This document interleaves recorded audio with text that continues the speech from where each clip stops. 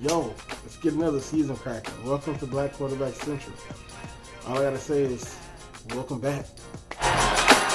Non-interception. Here's Winston wide open. Touchdown, Johnson.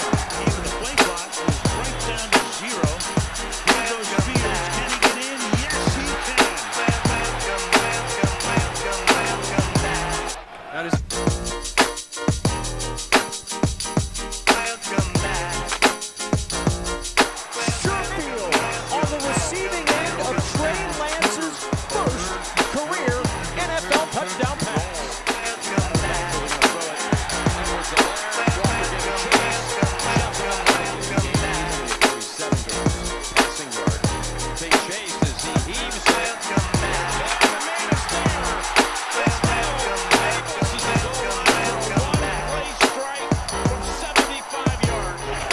Four-man rush. Bridgewater with the pocket collapsing. Under pressure. Still on his feet. Blades and fires. A leaping catch by KJ Hamler. What a play.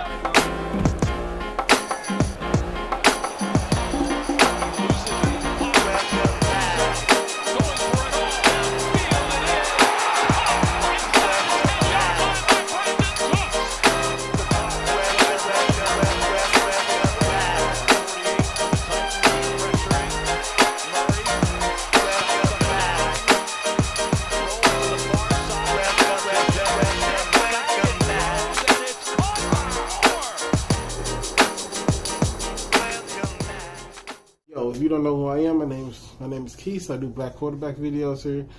Black Quarterback Central, a Job to God production. We're still on the Job to God thing. I just had to shift the channel a little bit. So we're gonna talk about quarterback. We're gonna talk about college quarterbacks, our two college guys. We're gonna talk about the craziness that happened in the NFL today, and then we're gonna give a little bit of a prediction. About what's going to happen Monday, because I'm recording this Sunday, so obviously I don't know what's going to happen on Monday yet. So let's get into it, man. So we're going to start with Shedeur Sanders.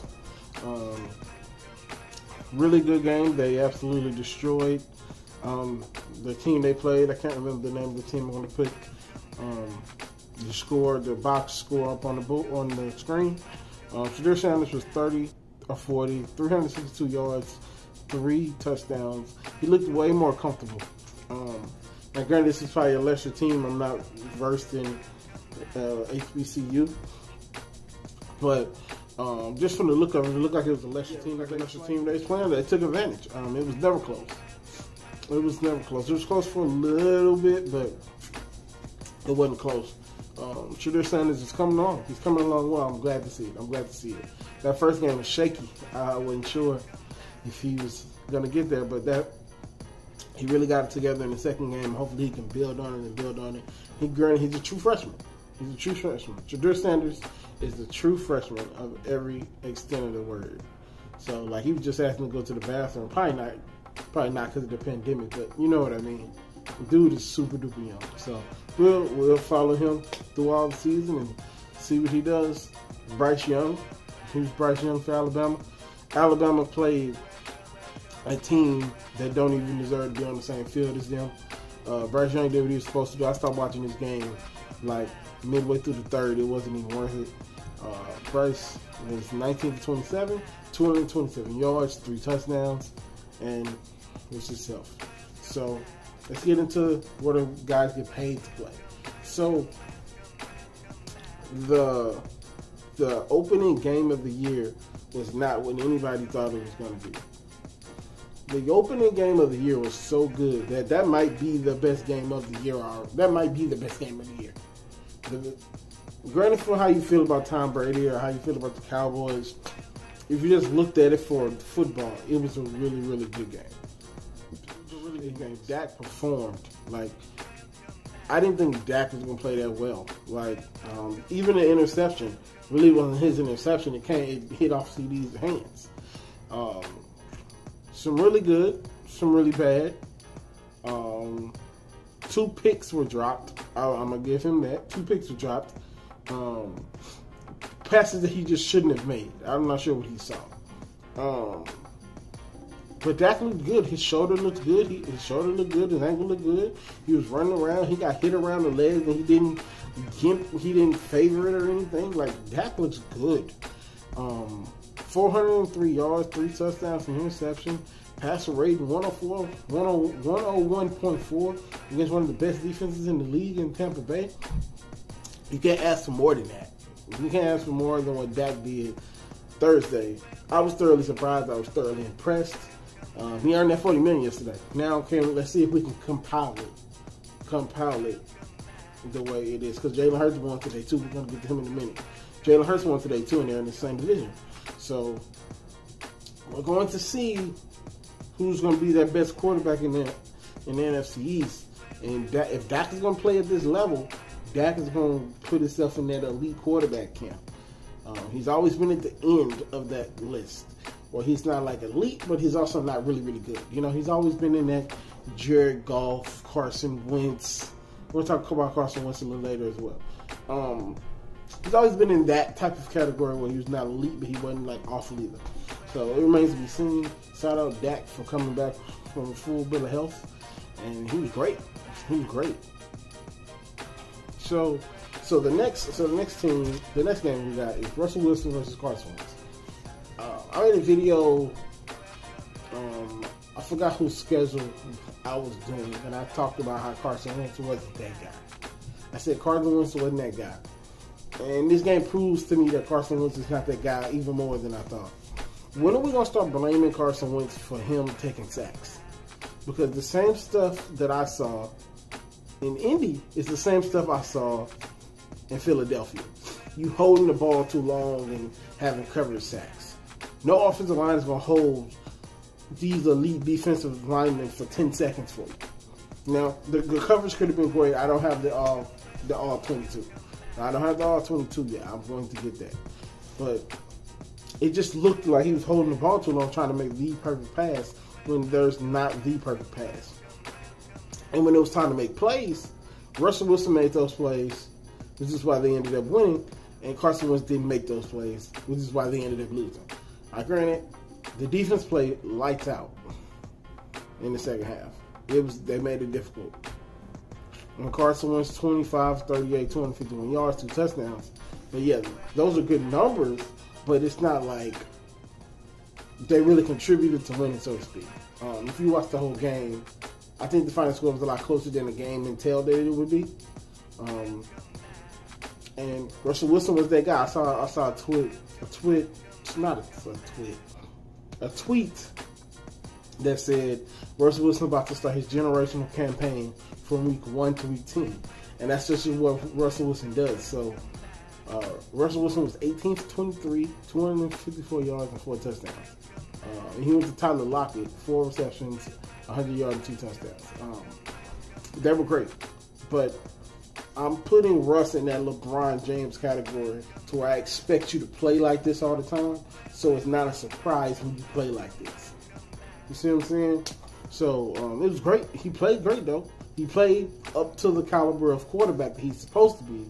Well, not Jalen, to where Carson did it.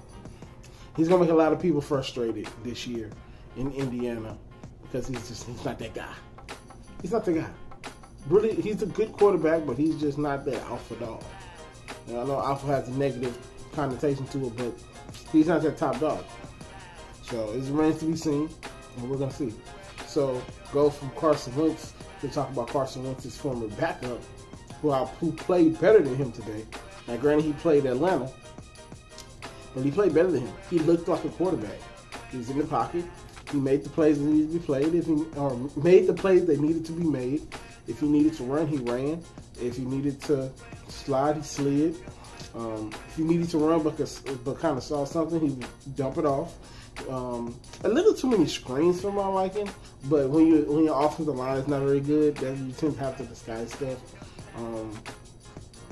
They played Atlanta, so it wasn't that big of a deal. They ended up, running away with the game. He was 27 for 35, 264 yards, 3 touchdowns. But I would like for them to air it out a little bit more, because when they did air it out, it ended up well for them. So, but the game plan must have been entailed to run the ball more, so they ran the ball more through screens.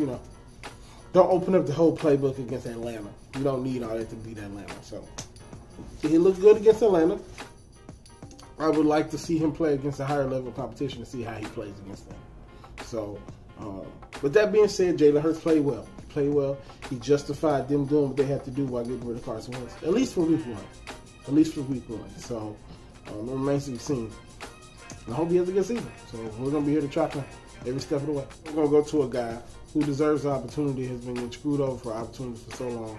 But it looks like Deshaun is going to give it to him. How about Tyrod Taylor? So, before I even talk about this, just remember that both of these teams are really bad. But one team is worse than the other one. So, Tyrod Taylor played Jacksonville. He played Trevor Lawrence. He was 21 for 33, 291, 2 touchdowns.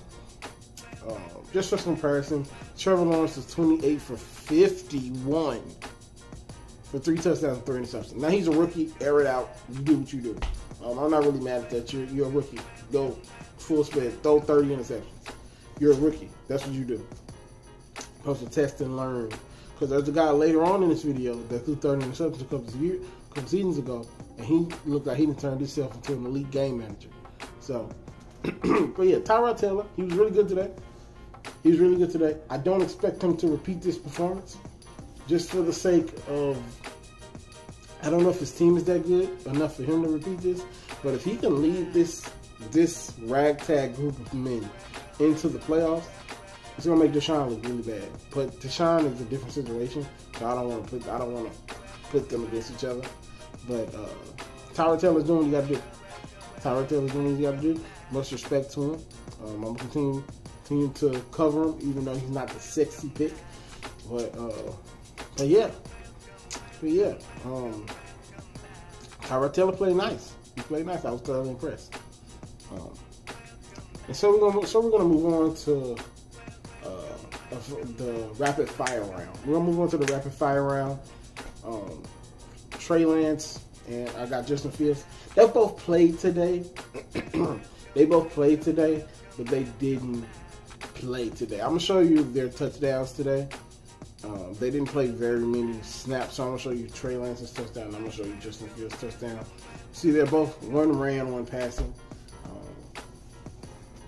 So as you can see, those are really the only plays that they had today, and it wasn't much of anything. So I don't even want to cover them, but I feel compelled to tell y'all that they actually got a chance to be on the field. So that's those two. We'll keep an eye out for them because I think Justin Fields is about to start this one. And so we get to Kansas City. Kansas City is just, I don't know who's going to beat these guys. If it's not Baltimore, I don't know who's going to beat these guys. Kansas City got Kansas City in the first half. They were down a couple touchdowns. I think it was like 20-10, 22-10 or something like that. I'll show you the box score. And then they proceed to outscore Cleveland 23-7 in the second half. I was telling my mama, I was watching the game with her, and I told her it's like Golden State. Golden State will be down 20, and they hit 3 threes, and then all of a sudden you're down 14. And that's what this Kansas City team does. They own the third quarter. Just check down, run first down, check down, run first down, check down. Up until they got the first touchdown, and then it's 22-17. And so Cleveland couldn't get anything going. They get the ball back from Cleveland. They go down there and score again. Cleveland can't do nothing because the defense is humming now. And then they go down and get a field goal. And then Cleveland couldn't do anything else with the ball again. And then you look up and the game is over. Because Baker been throwing an interception. So, I don't know how Cleveland's going to continue. I don't know how KC is doing this. It's crazy. They're crazy. They're crazy good still. So it remains to be seen. They're who they thought they are. Who we thought they were. Simple as that. They're Kansas City. Patrick Mahomes is great. Kelsey is great. Andy Reid is great. Tyreek Hill is great. They got a new young receiver after letting Sammy Watkins go. He's great. So it's Kansas City. What more can I say? Established quarterback to somebody who's replacing an established quarterback. Jameis Winston. I'm going to tell you his numbers are not sexy. 14 for 20, 148 yards, 5 touchdowns. And Alvin Kamara rushed for 20 carries, 83 yards. Now, the numbers don't... It's one of those cases where you would have to watch the game to see how he managed the game. It was one drive. I don't know if I can find it because it was something very small that only like football people would see. He snapped the ball, check down wasn't there, one read wasn't there, third read wasn't there, the other check down wasn't there, and he threw the ball out of bounds. He would have never done that a couple years ago. But looking at Drew Brees play and being under Sean Payton, he's learning. He's learning that you don't have to win every down. It was beautiful to see. Check down, not there, not there, not there. Patting the ball, throw it out of bounds. It was beautiful to watch. That was more impressive than the touchdown passes. I was thoroughly impressed. I was proud of Jameis like I was his little brother, or I was his older brother. I think we're about the same age. I was super proud of Jameis. It was cool. It was good. It was really good. And they dominated the Packers. I think the final score was like 38-20. When I started watching, it was 38-3. I had to get ready. For the Kansas City game. It was 38-3 last time I watched. I think they ended up bringing in Jordan Love, and he didn't do much of anything. But if the Saints are going to play like this, the Saints are going to be real contenders. They are going to be real contenders to the Bucs. And ironically, the Bucs are in their division. But with the Saints going through another catastrophe in New Orleans, it's going to be hard for them to even get in continuity because they can't go home. They have to play in Florida today. And I don't know when they're going to be able to come back to the Dome. If they can come back to the Dome at any point this year. So it remains to be seen. Great team win for the Saints. And our thoughts and prayers go out to all the victims of the hurricanes. Move on to Teddy Bridgewater. I don't know what to make of it. Had Teddy Bridgewater out there making mini magic. I'm going to say mini magic because Teddy Bridgewater is not a magical quarterback, but he made mini magic today. He made some plays today. I go, whoa, okay. Why couldn't you do this beforehand? It wasn't the prettiest of football, but they got it done. He was 26 for 36, 264 yards, 2 touchdowns. Melvin Gordon, 11 carries, 101 yards on the ground. So it was a balanced effort. He did what he was supposed to do. I think he's gonna be good in Denver. It might be a place that's. I don't wanna say it like Teddy Bridgewater is some bum, but how am I gonna say this? Denver is so desperate for a quarterback that they'll take anything, and Teddy Bridgewater is just good enough to where they can tolerate him up until they get another bridge. So I think they can tolerate him until they get another bridge. So shout out to Teddy. It's good to see that you're still on this series because I think Teddy has been on like 3 teams since I started covering him. So it's just funny. So this is the last team. I think we might be heading towards the end. Yeah. This is the last team. Save the best for last.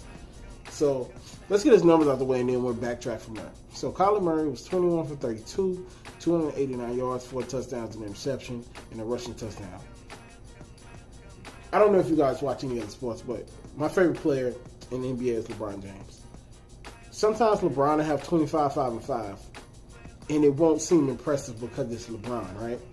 But some other player will have 26, 6, and 6, and you be like, oh my God, that's a career day for him. And the reason you think about that is because of expectations.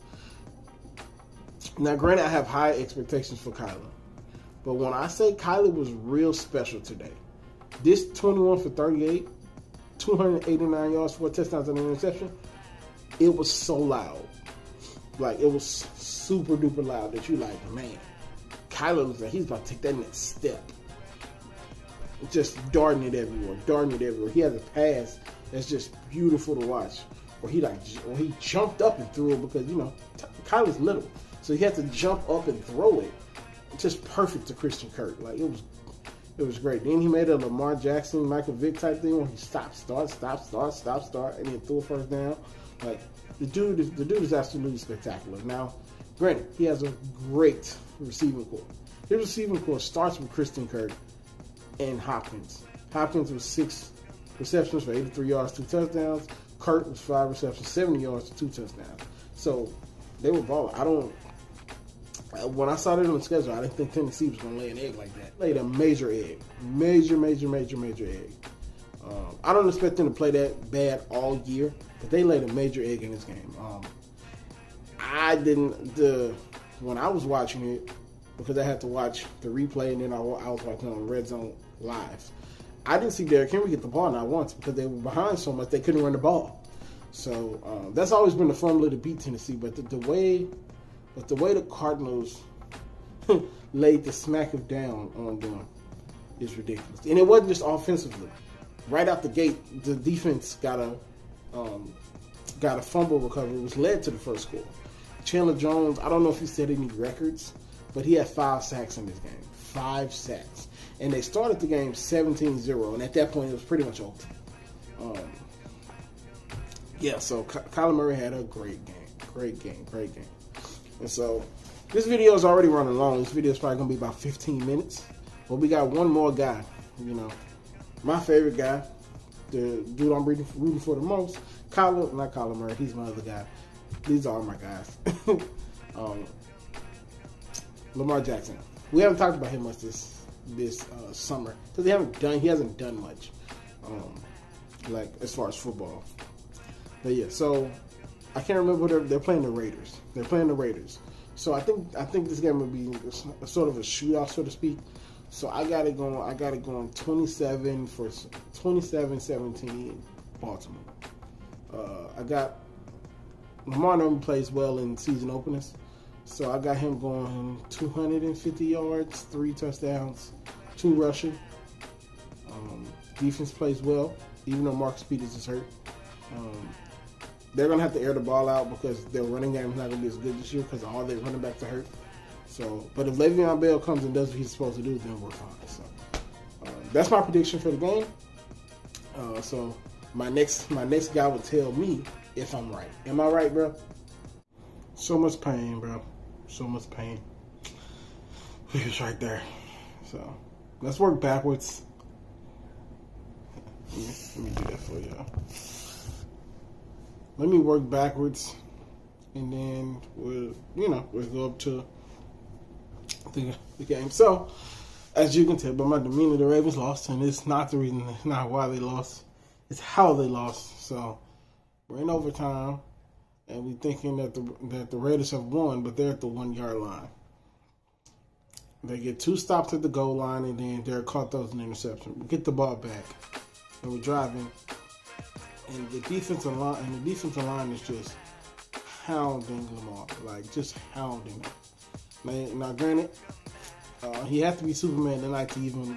If Lamar doesn't play as well as he did, even with the 2 fumbles, they're not even in overtime against them. So, the last play of the game, dialed up. Lamar tries to shake through. Nassib hits it, fumble, and they end up winning the game. On a field goal or on a touchdown because our defensive coordinator wants to throw the kitchen sink on every 3rd down, just like he did to get to overtime. Now, I'm not saying it's the defense's fault, the reason that the Ravens lost this.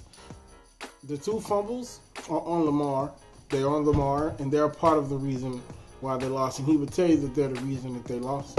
But ultimately, if the defense gets to stop with 37 seconds left, we're not even having this conversation. Lamar had them up 3 points with 37 seconds left, and the defense couldn't get 1 stop. You couldn't get 1 stop. Like, what is that? You can't get 1 stop to win the game. And not only do you not get the 1 stop, you give up a touchdown in overtime after getting a second chance. Now, it's Lamar's fault he fumbled. They shouldn't have been in that situation. But they shouldn't have been in this situation prior because the defense should have stopped him. A horrible offensive line play.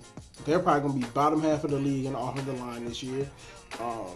Great defensive line played by the Raiders. Like, I didn't even know it was that many great white defensive linemen to begin with. The Raiders got them all.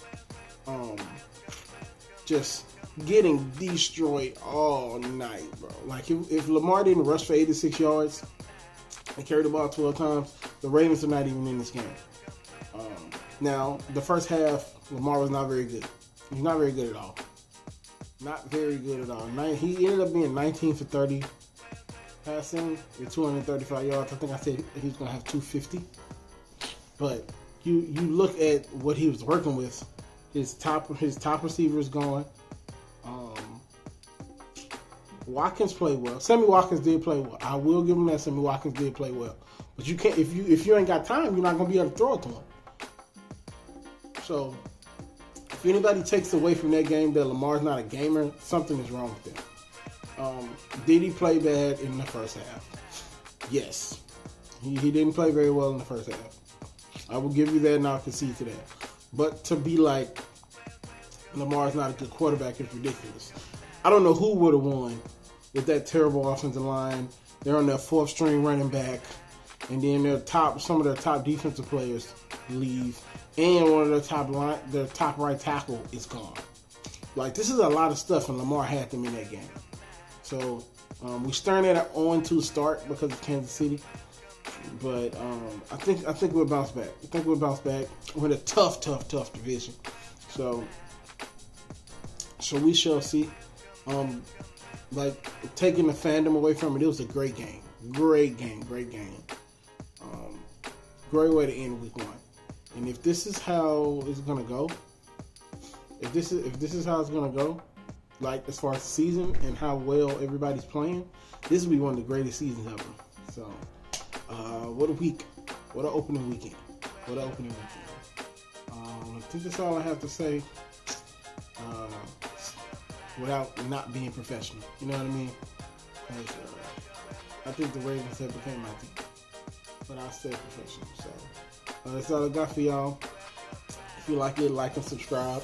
Let me know if you like these longer videos. I think the videos will get longer the more we talk.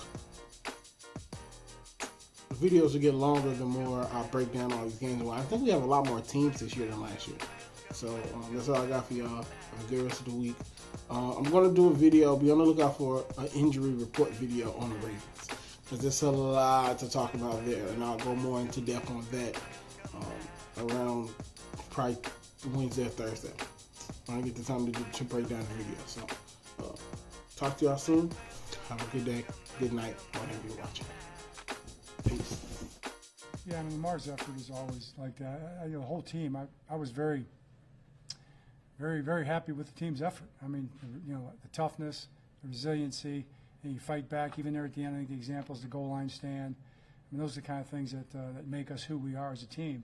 We just didn't close the game out when we had the opportunity to do it 3 or 4 times, and that's what you need to do when you have an opportunity to win. You got to go win it, and we just didn't do that tonight. Definitely, man. Any loss you have gonna be tough. Working so hard all season to prepare for a team and come down to overtime and we lose. But my team played great though, so just gotta keep building, keep stacking, keep getting better every day. We'll be fine, but that loss hurt.